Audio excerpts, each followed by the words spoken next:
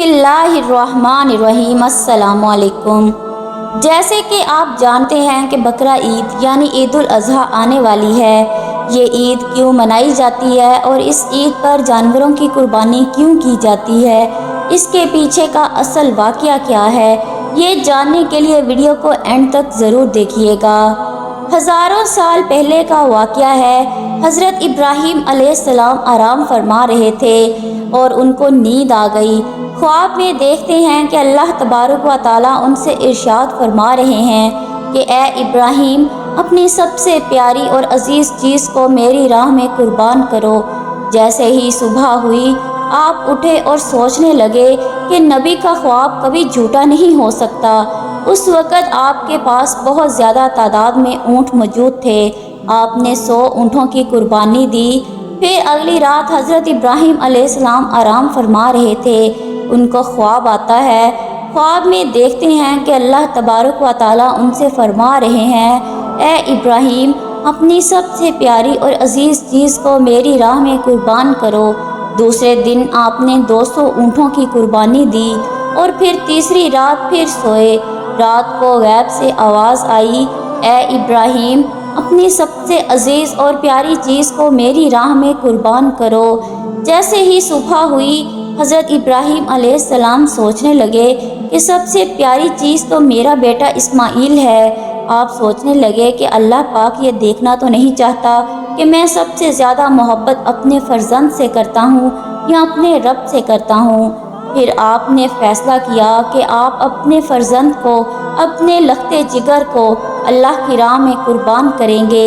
हज़रत इब्राहीम अलैहिस्सलाम अपनी ज़ौजा हज़रत हाजरा के पास आते हैं और उनसे फरमाते हैं कि ए हाजरा, आज इस्माइल को तैयार करो, इसे गुस्ल करवाओ, खुशबू लगाओ, इसको नए कपड़े पहनाओ।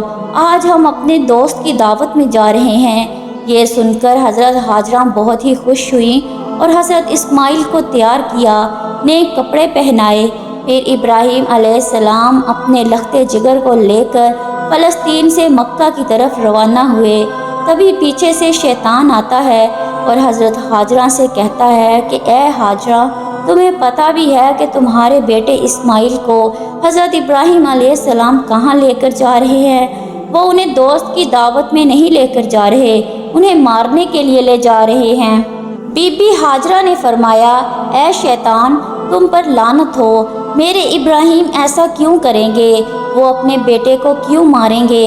तो शैतान बोला कि हज़रत इब्राहीम अलैहिस्सलाम ने ख्वाब में देखा है कि उन्होंने अपने बेटे को कुर्बान करना है, इसीलिए वो अल्लाह की राह में इस्माइल को कुर्बान करने के लिए ले जा रहे हैं। तो हज़रत बीबी हाजरा ने फरमाया, ए शैतान, तुम पर अल्लाह की लानत हो, अगर ये हमारे रब की तरफ से हुक्म है तो ऐसे एक इस्माइल तो क्या, हम हज़ारों इस्माइल अल्लाह की राह में कुर्बान कर देंगे।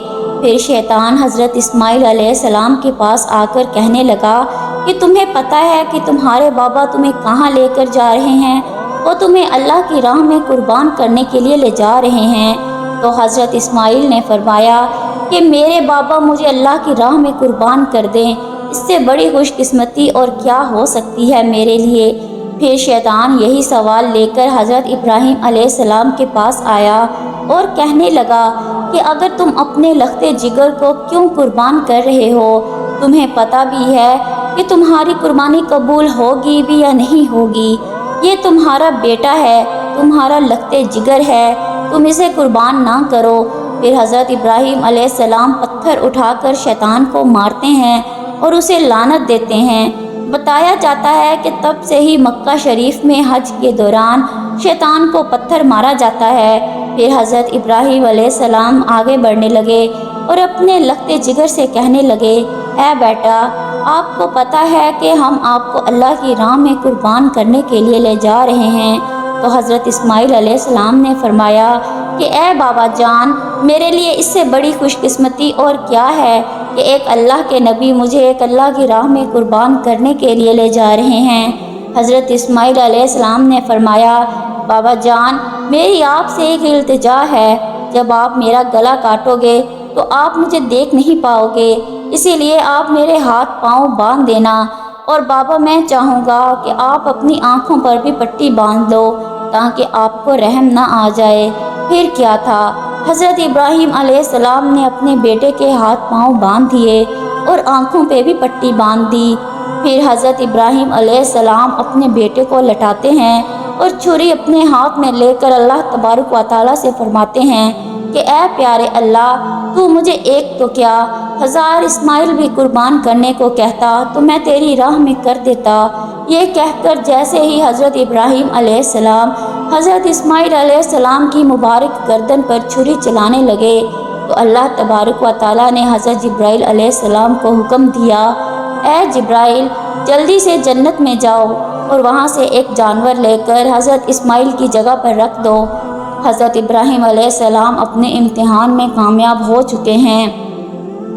جیسے ہی حضرت ابراہیم علیہ السلام نے چھری پھیری اور اپنی آنکھوں سے پٹی کھولی تو کیا دیکھتے ہیں کہ ان کا بیٹا خیریت سے ان کے ساتھ کھڑا ہے، اور نیچے دیکھتے ہیں کہ ایک دمبا حضرت اسماعیل علیہ السلام کی جگہ پر قربان ہو چکا ہے، وہ دمبا جس کو لوگ بھیڑ بھی کہتے ہیں۔ حضرت ابراہیم علیہ السلام نے اللہ تبارک و تعالیٰ کا شکر ادا کیا، تب ہی غیب سے آواز آتی ہے، اللہ تبارک و تعالیٰ فرماتا ہے، اے ابراہیم، تیرے اس امتحان کو قیامت والے دن تک یاد رکھا جائے گا، اور تیری اس سنت کو قیامت والے دن تک ہر ایمان والے ہر سال یاد کریں گے اور میری راہ میں جانور قربان کریں گے۔ تب سے ہی یہ سلسلہ جاری ہوا۔ عید الفطر کے 70 دن بعد، یعنی روزوں کے بعد آنے والی عید کے 70 دن بعد، 2 ماہ 10 دن کے بعد یہ عید الاضحیٰ یعنی بقرہ عید کے طور پر منائی جاتی ہے۔ پاکستان، ہندوستان، بنگلہ دیش، جہاں جہاں بھی مسلمان رہتے ہیں، اس دن کو، اس سنت کو ادا کرتے ہیں اور اللہ کی راہ میں جانور قربان کرتے ہیں۔ یہ سنت 3 دن تک ادا کی جاتی ہے۔ غفلت لوگ 7 دن تک بھی مناتے ہیں، جس میں دمبا، اونٹ، گائیں، بکرا، حلال جانوروں کو ذبح کیا جاتا ہے۔ جانور کو قربان کر کے اس قربانی کے گوشت کے 3 حصے بنائے جاتے ہیں۔ پہلا حصہ غریبوں کے لیے، دوسرا حصہ رشتہ داروں کے لیے اور تیسرا حصہ اپنے گھر کے لیے رکھ لیتے ہیں۔ اسی سنت کو ادا کر کے ہی قربانی کی جاتی ہے، جانور ذبح کیے جاتے ہیں اور گوشت بانٹا جاتا ہے۔ امید ہے کہ آپ کو ہماری یہ ویڈیو اچھی لگی ہوگی اور پسند آئی ہوگی۔ ہمارے چینل پر اسلامک ویڈیوز اپلوڈ کی جاتی ہیں۔ آپ چاہیں تو ہمارے چینل کو سبسکرائب کر کے ساتھ میں موجود بیل آئیکن کا دبا دیں تاکہ اس طرح کی مزید ویڈیوز بر وقت آپ تک پہنچتی رہیں۔ اللہ حافظ۔